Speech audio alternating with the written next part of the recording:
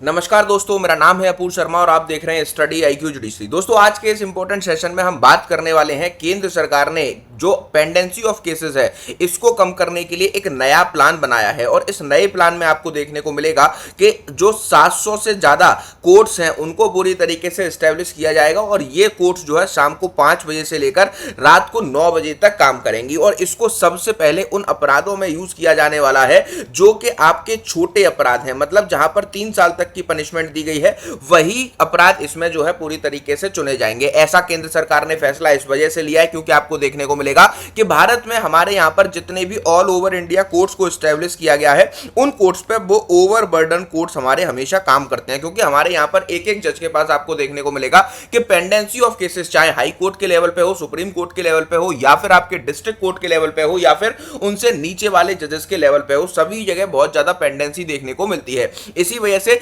केंद्र सरकार एक नए प्लान के साथ यहां पर सुझाव लेकर आई है। अब इस सुझावों पर वकीलों की क्या मांगी गई है, वकीलों की राय मांगी गई है। क्या वकील इस काम को करने के लिए तैयार हैं? क्योंकि आपको देखने को मिलेगा कि सुबह 10 बजे से कोर्ट स्टार्ट होती है और शाम को 5 बजे तक नॉर्मल कोर्ट चलती है। इसमें वकीलों के कई मैटर्स लगे होते हैं। अब यही वकील अगर सपोर्ट करेंगे तो शाम को 5 बजे से लेकर रात को 9 बजे तक उसी कोर्ट के अंदर दूसरे मैटर्स भी सुने जाएंगे। ऐसा केंद्र सरकार का यह सुझाव लाया गया है। इस पर वकीलों की केंद्र सरकार ने राय मांगी है। अब ये क्या पूरा मामला है और कैसे वकील इस पर अपनी राय देंगे, एक एक करके हर एक प्रक्रिया को यहां पर समझते हैं और इस पूरी स्कीम को भी मैं एक बार आपको डिटेल में समझाने वाला हूं। उससे पहले मैं आपको बताना चाहता हूं कि स्टडी आईक्यू जुडिशरी का एकलव्य 6.0 बैच की क्लासेस 14 अप्रैल से स्टार्ट होने वाली हैं और अगर आप इस बैच में एडमिशन लेना चाहते हैं तो प्रीलिम्स क्वालिफाई करने पर 50% फीस रिफंड की जाती है, मेंस इंटरव्यू क्वालिफाई करने पर 150% फीस रिफंड की जाती है। एपीयू के कोर्स से विद बुक्स आप इसको 33,499 में और विदाउट बुक्स 29,999 में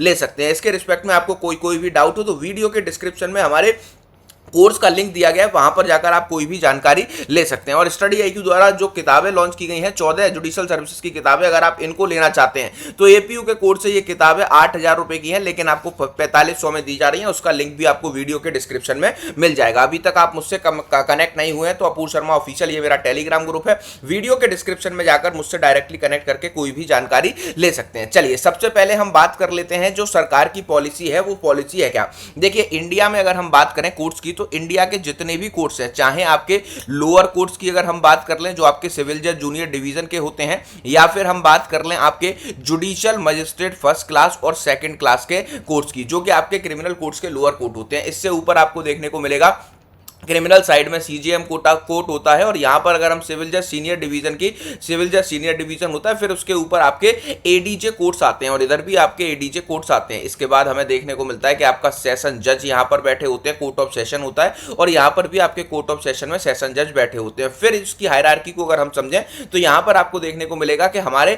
डिस्ट्रिक्ट कोर्ट के बाद हाई कोर्ट्स आते हैं और हाई कोर्ट्स के बाद हमारा सुप्रीम कोर्ट ऑफ इंडिया आता है। ये हमारे कोर्ट की हायरार्की है और यहां पर आप देखेंगे तो 150 करोड़ का देश है भारत, जहां पर आपको बहुत सारे केसेस डेली बेसिस पर फाइल किए जाते हैं और इस पूरे जो है क्या कहते हैं केसेस को देखरेख करने के लिए हमारे जुडिशियल सिस्टम में जितने भी courts number of court setup किए गए हैं वो इनफ नहीं है। इसी वजह से इंडिया में पेंडेंसी ऑफ केसेस बहुत ज्यादा बढ़ती जा रही है और दिन पे दिन ये पेंडेंसी हमेशा बढ़ती जा रही है, ये कम नहीं हो रही। इसी वजह से गवर्नमेंट ऑफ इंडिया ने यहां पर एक प्लान को सुझाव किया है। गवर्नमेंट ऑफ इंडिया ने कहा है कि नॉर्मल कोर्ट की वर्किंग आवर की बात करें तो सुबह 10 बजे से लेकर 5 बजे तक ये हमारे कोर्ट्स चलते हैं।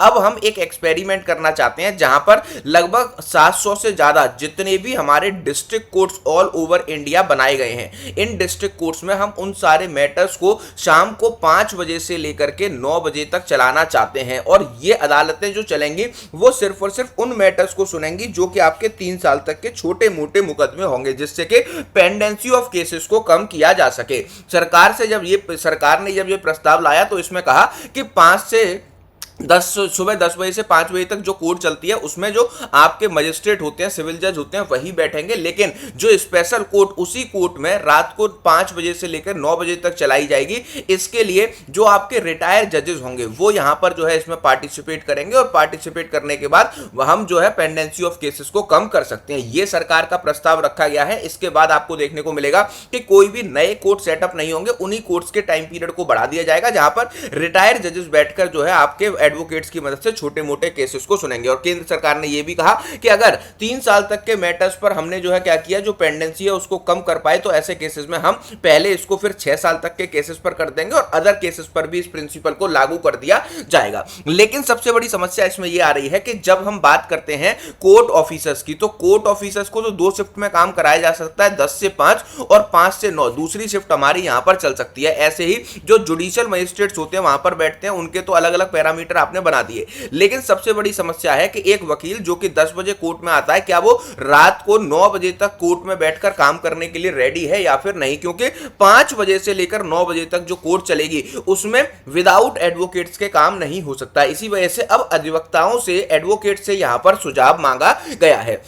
अधिवक्ता तैयार हुए तो शाम को भी चलाई जाएंगी अदालतें। यहां पर आपको देखने को मिलेगा कि केंद्र सरकार अदालतों को बढ़ते मुकदमों के बोझ को निपटने की जिम्मेदारी सेवानिवृत्त जजों और कर्मचारियों को सौंपकर सहकालीन कोर्ट चलाने की तैयारी कर रही है। अब जैसा कि मैंने आपको बताया कि जो भी कोर्ट ऑफिसर आपके रिटायर हो चुके हैं वो, या फिर जितने भी आपके जुडिशियल मजिस्ट्रेट रिटायर्ड हुए हैं, डिस्ट्रिक्ट जज रिटायर्ड हुए हैं, उनको जो है क्या किया जाएगा, उनको पूरी तरीके से 9 से शाम को 5 बजे से 9 बजे तक कोर्ट्स में बुलाया जाएगा और वो अपने मैटर्स को सुनेंगे। बशर्ते अधिवक्ताओं को इसके लिए तैयार होना होगा। मतलब अगर यहां पर आपके एडवोकेट्स इस बात पर एग्री कर जाते हैं, केंद्र सरकार के इस प्रपोजल पर एग्री कर जाते हैं, तो आपको देखने को मिलेगा कि अब भारतीय न्यायालय 5 घंटे नहीं बल्कि पूरी तरीके से 10 घंटे यहां पर डेली काम किया करेंगे, जहां पर 2 शिफ्ट्स में हमारी कोर्ट चलेगी। 10 से 5 जो रेगुलर कोर्ट होती है वो चलेगी। इसके बाद जो आपके रिटायर्ड जजेस और रिटायर जो है क्या है, बार एसोसिएशन के मेंबर्स होते हैं या फिर कोर्ट ऑफिसर्स होते हैं, वो स्पेशल कोर्ट्स को उसी कोर्ट के अदालतों के अंदर बैठ के मुकदमों को डील करेंगे। इलाहाबाद हाईकोर्ट ने प्रदेश के जिला जजों को पत्र लिखकर सभी बार एसोसिएशन के सुझाव आमंत्रित किया है। ठीक है, इसमें कहा गया है कि जिला जज के बार एसोसिएशन के पदाधिकारियों और वकीलों को सायकालीन कोर्ट के संचालन की योजना से अवगत कराया जाए और उनकी राय आधिकारिक ईमेल पर भेजें। अब यहां पर आपको देखने को मिलेगा कि ये तो उत्तर प्रदेश बार काउंसिल से रिलेटेड न्यूज आपको देखने को मिल रही है। ऐसे ही सेंट्रल गवर्नमेंट ने ये स्कीम लाई है और एडवोकेट्स को अपने सुझाव इस पर देने के लिए कहा है कि आप डायरेक्टली केंद्र सरकार को भी अपने ईमेल के थ्रू जो है क्या कर सकते हैं, सुझाव भेज सकते हैं। इसी के साथ साथ जितने भी स्टेट बार काउंसिल हैं, आपके जितने भी स्टेट बार काउंसिल हैं, उन स्टेट बार काउंसिल से कहा है कि आप अपने अधिवक्ता समाज की राय लीजिए कि किस किस जिले में कहां कहां पर अधिवक्ता रात को काम करने के लिए तैयार है। अब देखो इससे होगा क्या, इससे आपके 2 फायदे होंगे। एक तो वो एडवोकेट्स जो कि आपके सिर्फ और सिर्फ 10 से 5 काम करना चाहते हैं, वो आपको देखने को मिलेगा कि वो अब इसी टाइम पर आएंगे। लेकिन जो यंग एडवोकेट्स हैं, जिनके पास पोटेंशियल है लेकिन उनको केसेस नहीं मिल पाते, वो चाहे तो इन इवनिंग कोर्ट्स में अपनी हाजिरी लगा सकते हैं और इवनिंग मैटर्स को ले सकते हैं। तो यंग एडवोकेट्स के लिए भी एक जो है बहुत ही अच्छी अपॉर्चुनिटी होने वाली है। और केंद्र सरकार ने सारे ही स्टेट बार काउंसिल को इत्तला कर दिया है और डिस्ट्रिक्ट बार काउंसिल से ये पूछा जा रहा है कि किस किस डिस्ट्रिक्ट के कोर्ट में ये प्रक्रियाएं चलाकर जो आपके पेंडेंसी ऑफ केसेस है उसको कम किया जा सकता है। अब यहां पर एज अ एडवोकेट हमारा भी ये दायित्व तो बनता है, एज अ जो है क्या कहते हैं लॉ ग्रेजुएट, हमारा भी ये जो है रिस्पॉन्सिबिलिटी बनती है कि इस तरीके की केंद्र सरकार की स्कीमों को हम बढ़ावा दें। और इस प्रकार की स्कीमों से बढ़ावा देने को यंगस्टर्स को तो मौका मिलेगा ही, इवन दो एडवोकेट्स को भी यहाँ पर जो है अच्छी इनकम होगी। इसी के साथ साथ हमारे यहाँ पर जो हर समय जुडिशरी पर सवाल उठता है कि जुडिशरी में नंबर ऑफ जजेस सफिशिएंट नहीं है और जुडिशरी ओवरबर्डन्ड है, उसको कम से कम बैलेंस किया जा सके। तो एक जागरूक नागरिक होने के नाते हमें इस पर अपनी राय अपने स्टेट बार काउंसिल को जरूर बतानी चाहिए।